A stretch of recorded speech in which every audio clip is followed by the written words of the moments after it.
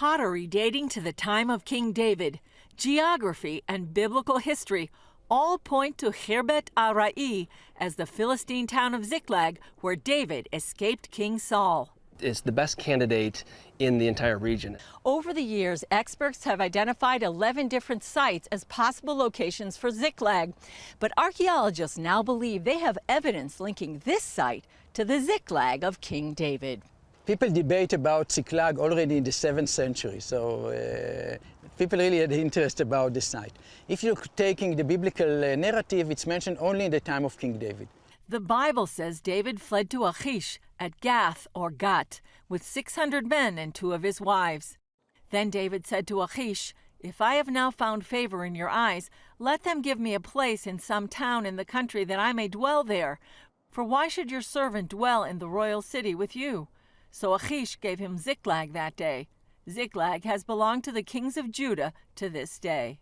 Achish and Gat are about half-day walk from here. Ziklag cannot be far away in the Negev. It had to be close to Gat. Then we are told that Ziklag became part of the kings of Judah. So it cannot be on the coastal plain near Ashkelon and Ashdod. It had to be here on the border between the lowland and the highland.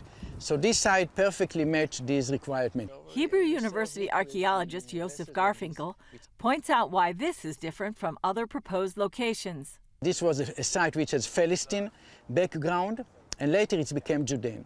And if you take the other site which has been proposed to be Ziklag, if they don't have a level from the time of David, how can they be Ziklag? And in the end, this is the only site which made the geographical and the historical together. And then there's the pottery. We are in the east side of the site, but it's magnificent because over here, this is the rooms that we found all the pottery vessels, the complete vessels, the massive destruction.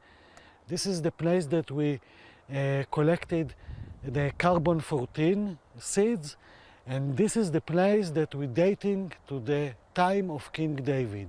Workers here uncovered dozens of 3,000-year-old vessels. All these vessels and 70 others all came from the level that is dated by radiocarbon sample to the early 10th century BC. So you can see here vessels that maybe King David used them, maybe he didn't, but this is the vessels which were used in the time of King David. The Bible also describes the burning of Ziklag while David and his men were out at war. Archaeologist Sa'ar Ganor says even signs of that attack are clear. The period is correct, and the pottery vessel and the destruction is great for us, not for them. And it means that we have all the connection to the Bible, to David, to the 10th century. And now we can say that we have a lot of points on the map that connecting to the 10th century BCE. It means that Judea, the kingdom of Judah was here before 3,000 years. 12 years ago, we didn't have even one archaeological site from the time of King David in all Israel. And then people start debating, maybe David never existed and he's just a mythological figure, or maybe he existed, but he was only a Bedouin sheikh living in a tent, so nothing was really left from his period.